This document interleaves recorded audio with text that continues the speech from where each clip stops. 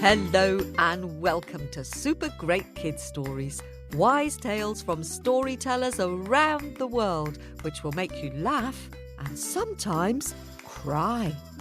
Recommended for ages 5 to 105. I'm Kim and I love stories. Hello, Super Great Kids, and how are you doing? It's nearly the beginning of a new year, and we start with a story told by the wonderful storyteller Amy Douglas. We're carrying on with fairy tales from around the world. The fairy tale Amy is going to tell you today is a traveller tale from Scotland. Have you ever heard the expression, you get what you give?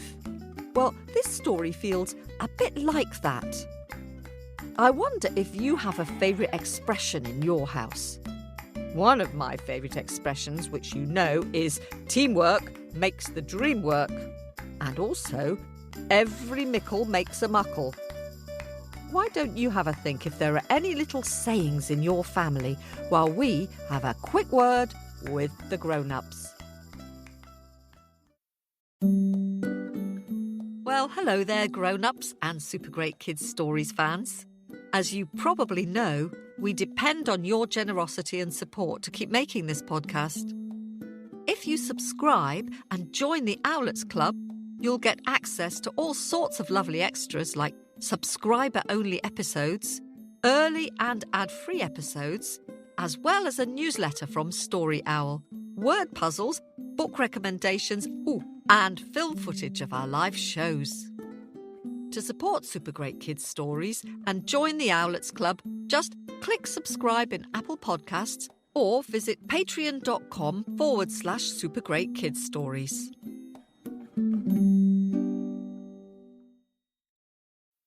Hello, Super Great Kids. It's me again. Did you think of a saying which people in your family use a lot? Maybe your grown-up can help you with that. Are you sitting comfortably? Snuggle down and let's welcome storyteller Amy Douglas. Ready? Mouth open. Story jump out. Once upon a time, not so very long ago, and not so very far away, there was a village. On the edge of that village was a great house, a big long drive sweeping up to it, and then a flight of stairs led up to a beautiful carved oak door. And inside that great house was a rich lady, with servants to do everything that she wanted. Next door was a very different sort of house. The seamstress lived there. She made clothes for a living. She lived in a little cottage with her daughter. She called it a cottage, but it was struggling to even be a cottage. It had one room down below, with a fireplace where she did all of her cooking, and in the same room that's where she would work. She had a table with scissors and a needle where she could make her clothes, and in the corner was a ladder that led up to the attic to the loft, and that was where she and her daughter slept. It was winter. The days were short, the nights were long. There had been snow in the village. For 6 weeks now, it had fallen and frozen and fallen and frozen, leaving icy patches beneath the fresh fallen snow to trip the unwary. But it was nearly midwinter and nearly Christmas. There was excitement in the air as everybody was looking forward to Christmas. And the seamstress, a widow woman, she was looking forward to Christmas too. But she was worried about what sort of Christmas she was going to give her daughter. Making clothes didn't make a lot of money. They always got by, but sometimes there wasn't as much to eat as she would like there to be. And sometimes they kept their fire low and small and worried about whether they would have enough wood if they put another piece on. Still, that house was always full of love, and that was the most important thing. It was in those days on the run-up to Christmas that an old man came walking into the village. He was trudging, and he was watching his feet to make sure he didn't slip or trip on any of those ice patches beneath the new fallen snow. You could see that he was tired. The end of his nose was red, and his cheeks were a little blue from the cold. He had white curly hair and a long white beard, and though he was tired, his eyes were bright and blue. He held his thin coat wrapped tight around him, and he was glad to come into the village. And he was looking for somewhere he might get something warm to eat and somewhere warm to sit. And the first house that he came to was that great house, that mansion, and he walked up the long drive. He didn't go to the front door. He went around the back. He found the kitchen door and he knocked on that. It was a little while before it opened, but open it did with a great billowing cloud of steam, and he could see all the work that was going on inside. There were things roasting and boiling, and there were people rolling out dough and kneading dough and making cakes. And there in the doorway in front of him was the cook herself, dusting the flour off from her apron, and she looked up at him and said, "Well, what do you want?" He explained that he was a traveller, a stranger to the area. He was cold. He had been walking through the snow all day, and if they had a little bit of something hot he could eat and somewhere warm he could sit, he would be very grateful. "What? You expect us to find room and time for somebody like you on a day like today? There's only a few days left till Christmas, and there is so much to do. And besides, my lady said no beggars, no strangers, no travellers. You want to be out of here before she sees you. She'll set the dogs on you." And with that, she slammed the door in the old man's face. His shoulders slumped. He followed his footsteps in the snow back around the house, back down that long drive, and he carried on walking along the road. And he wasn't sure what reception he was going to get from the rest of the village if the biggest house was like that, and he was thinking maybe he would have to go all the way through the village, on to the next village, if he could walk that far. But at the very next house, the seamstress had spotted him, spotted the shoulders bent low, a cold-looking old man, and she went rushing out into the snow. She smiled at him and she said, "What are you doing out on a day like today? It's getting dark. Come on, come inside. You look like you need a good warm and something to put in your belly." And she showed him into her own cottage. She sat him down next to the fire on one side, and the little girl, she was sat on a stool on the other side, and the little girl looked up at the old man, bright, wide eyes. And he looked down at her with his bright blue eyes, and they twinkled at her. You could feel the warmth start to flow into his bones, and the prickling, almost painful feeling of his fingers slowly coming back to life. And the seamstress, she said, "Now, I'll put the kettle on. It won't be long till there's tea to drink, and there's soup in the pot, and we'll be eating that soon. Now, tell us where you've come from, and where you're going." And the old man, he said that his name was Nicholas, and that he was going to see family and friends for Christmas. And as for where he'd been, he'd travelled all over the place. And he started to tell them stories of the places he'd been and the things he'd seen. He told them of going to great cities and seeing huge cathedrals with beautiful stained glass windows. He told them of going to the coast and the seashore, and the little girl's eyes widened. She'd never been to the sea. She could hardly imagine it, as he described looking out at water that went on and on so far that you couldn't see the other side. They listened to his tales and his stories all evening as the seamstress ladled out a bowl of soup for each of them. They ate, they drank tea, until the evening got late. And at last the seamstress said, "Right, my sweetheart, you have school in the morning and it's time for bed." Complaining and reluctantly, the little girl went up the ladder, up into the loft, to curl up underneath her blankets. The seamstress made up a bed by the fire for the old man, and he slept curled up on the floor with the warmth from the embers of the fire, while the seamstress went upstairs, up the ladder, to join her daughter. The next morning, the little girl was awake, bright bright-eyed and early, she came scampering down the ladder to find the old man already awake, already sitting up, the blankets from his bed folded. And she started asking him more questions and asking for more stories, and he smiled and he told her stories as the seamstress came down, made porridge over the fire. Then all too soon it was time to leave. It was time to take the little girl to school, and both the old man Nicholas and the seamstress, they walked her to school, they dropped her off. And the seamstress, she smiled at the old man Nicholas and she said, "I'll walk you to the edge of the village. And if you're going to see family and friends, does that mean you'll be coming back this way? When you've had the holidays, when you've spent Christmas with your family, come back. Come back and see us on your way home." And he said, "You know what? I might just do that. But for now, thank you." And then he reached out and he took her hand in his. And he said, "Whatever you start today, may you continue to do all day long." And then he let go of her hand. What a strange blessing, thought the seamstress. But she smiled and she nodded and she waved as he put his foot to the road and walked through the snow and out of sight. And she turned and she went back home. And she did have something special planned that day. She had been given a bolt of cloth and she'd made a beautiful Christmas dress for one of her customers. And the bolt of cloth, well, it was just a roll of cardboard that had the material wrapped round it, and she hadn't needed to use quite all of the material for the lady's dress.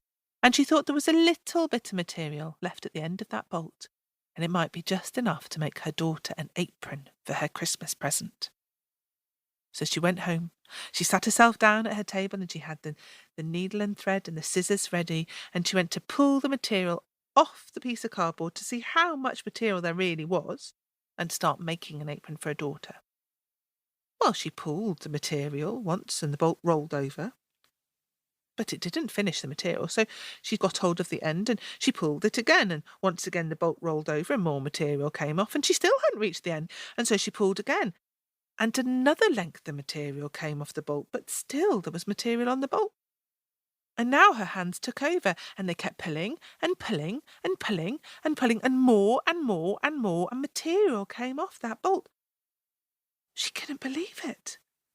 And then she thought of what the old man had said to her, what Nicholas had said. Whatever you start to do today, may you continue it all day long.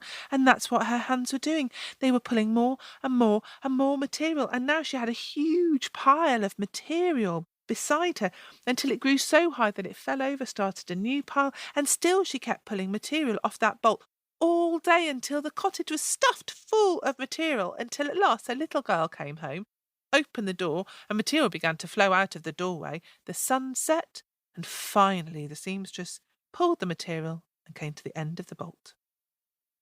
The two of them stared at the inside of their cottage in disbelief. So much cloth! "What happened, Mum?" said the little girl. "Well," said the seamstress, "I don't quite know, but it must have been Nicholas. It must have been the blessing that he gave me. And what a blessing! What a blessing, sweetheart! You and I will both have new dresses for Christmas, and we can sell the rest of the material. And there is so much material here that there will be enough money that we don't have to worry about food or wood for the rest of the year and all of next year." The little girl smiled, and the two, they took each other's hands and they danced around, laughing and laughing and singing. Well, that Christmas was the best that the seamstress and the little girl had ever had. They had more food than they could eat. They dressed the hut with holly and ivy. They had a beautiful Christmas tree with decorations and crackers. They had lights in their little cottage. And the worry had gone.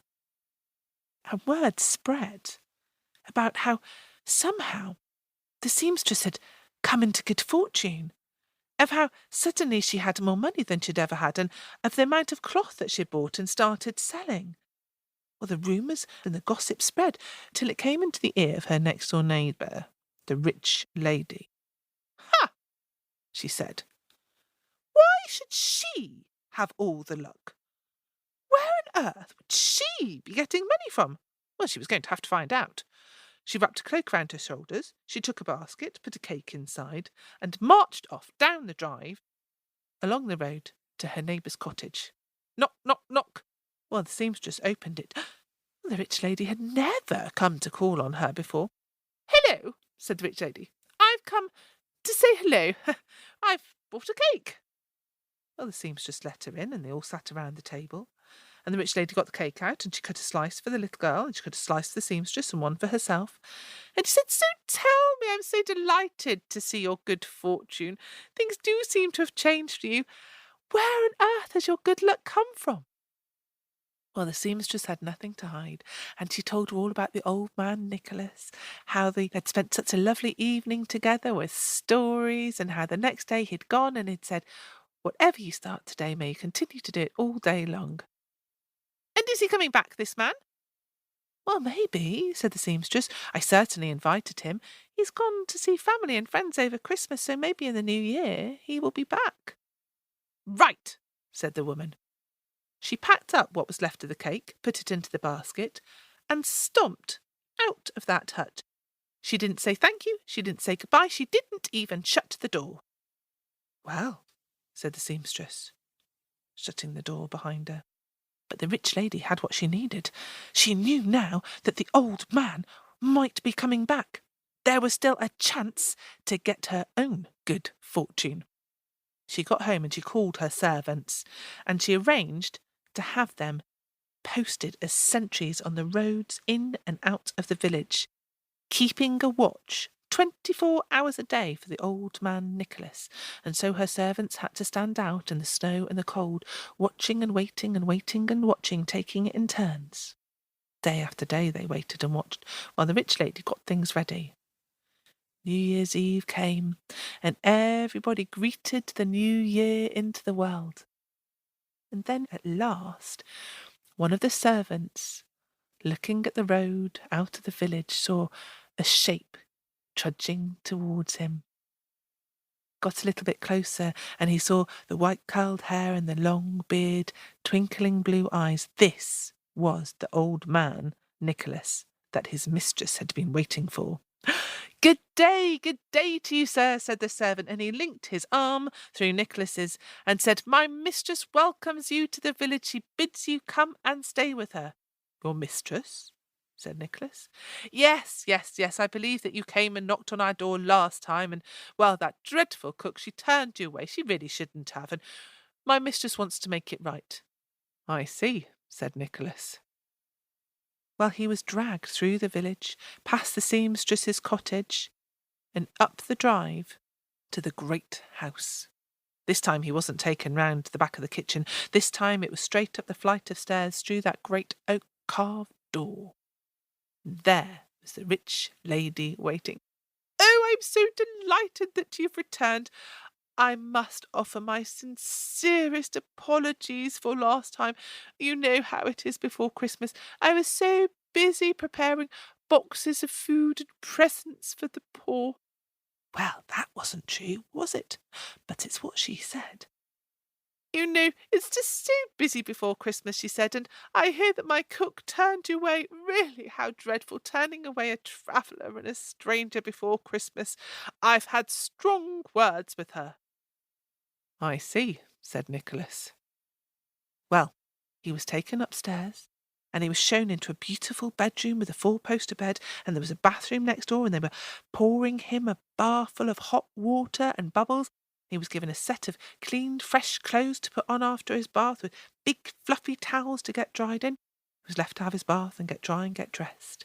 And then he was escorted downstairs, where a banquet was waiting for him. Well, there was so much food, the table was groaning under the weight of it. And all the way through the meal, the lady, the rich woman, smiled at him, telling him how sorry she was and how welcome he was, and didn't she have a lovely house, and wasn't he lucky to be in it? At last, old man Nicholas was allowed up the stairs to go and rest and sleep in that huge four-poster bed. And he was woken up the next day, brought down to breakfast, which was almost as great a banquet as it had been the night before. There was buttered eggs and bacon and sausages and porridge and kippers, everything that you can imagine for breakfast. And when he'd eaten, the lady linked her arm in his and said, "Let me escort you to the end of the drive and the end of the village." They got to the end of the drive and she said, "Well, good luck on your travels and goodbye, good sir." "Thank you," said old man Nicholas. Thank you very much for your hospitality." And he turned to go. Ahem, ahem, said the rich lady. "Wasn't there something else you wanted to say to me?" "Oh, I see," said old man Nicholas, and he took her hand. And he said, "Whatever you start today, may you continue to do all day long." She didn't say thank you. She didn't say anything else. She pulled away, and she was already running back up the drive, back to her house. She took the steps up to the front door 2 at a time. Into the house she went, up the stairs inside till she came to her own sewing room. And on her table she too had a bolt of cloth ready, the most beautiful, expensive, rich cloth, and it had real gold thread laced in and out of it. That cloth was worth a fortune. And she was all ready to settle herself down and start pulling. Oh, so much material off that bolt, a whole day's worth of material off that bolt. But as she looked at it, she thought, "Oh, if I'm going to be sat there all day long, maybe I should just quickly nip to the bathroom first, just for a quick wee." And that's what she did. She sat down on the toilet. It wasn't a quick wee. She sat there and she weed and weed and weed. That was the first thing she started to do that day. And she continued it all day long. She was grateful that it was winter, and they were short days, but it felt like a long, long time before finally the sun set and she was able to get off the toilet. Well, as she left the bathroom, all she could hear was giggles, all the servants laughing and laughing. She gathered all of her servants together and she forbade them to ever tell anybody what had happened. But stories, well, it's hard to keep them quiet. And somebody must have said something, because that story ran like wildfire around the village until everybody knew. And that story kept spreading from mouth to ear, from mouth to ear, from mouth to ear, until it came into my ear and out of my mouth. And now I've told that story to you.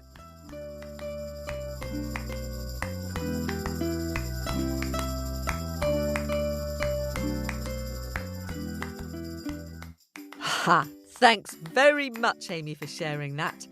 Imagine having to sit on the toilet all day. How boring would that be? And who do you think that old man was? Well, his name is Nicholas. So I think it might have been Saint Nicholas, who is a popular saint who in some countries people believe he brings all the presents for their children at Christmas. A bit like Father Christmas. Now, it's nearly New Year, which is a good time to think of things to be grateful for. Super Great David. Hello. We make Super Great Kids Stories together, and I would like to say thank you very much to our subscribers for all the support you've given us this year. Thank you. We just can't thank you enough for helping us to keep doing this exciting podcast and recording these stories. We love it. We do. Oh, and thank you to Nonna for your donation on Ko-fi.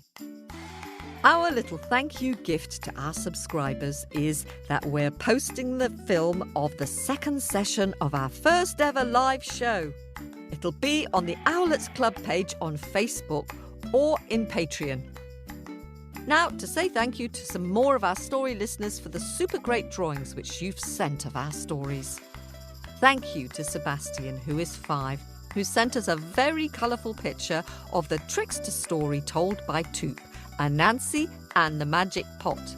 It's good to know that you and your brother Oliver, as well as your mum and dad, enjoy listening to Super Great Kids Stories. Thank you for your picture. We love it. And thank you to Mira, who is 5 in San Rafael in California. Mira has posted us a lovely picture of Water Mama. I like your mysterious purple moon, Mira, and Water Mama's long sea green hair. Thanks for sharing this. It's a scary story, isn't it? Well done for listening. And thank you, Diana, for your picture of the Irish fairy tale Fir Ishka and the Magic Water, or The Legend of the Loch. I like the way you've drawn the lake with the palace shining up from the bottom. I'd like to visit that lake in Ireland one day and see if I can see anything by peering into the waters. Wouldn't you? And Walker, who is 6, has drawn a fabulous picture of the tramp and the boots. I love the way you've drawn the fairy pouring her rainbow magic onto the boots to make them big enough for the tramp. Just lovely. Thank you. And thanks to 4-year-old Nova from Portland, Oregon in the US for your drawing of Baba Yaga, the Russian witch. I like the black geese sitting on the roof of Baba Yaga's hut with the fence of skulls all around it and the huge rock with the tiny mouse at the bottom of the picture. Great drawing, well done. And 7-year-old Emmett from Thornton in Colorado has drawn a fabulous picture of the Native American story, How the Mosquito Became. It shows the whistling giants who are stuck in a pit of green slime. I love the way the giants are looking very fed up as they squelch through the snakes and the green slime in the bottom of the pit. Thank you for sharing this, Emmett. That's it for this week. Do send in any pictures of our stories which you've drawn over the holidays. We love seeing them. See you next week and next year. Have a happy new year. This podcast was recorded at Wardour Studios in London.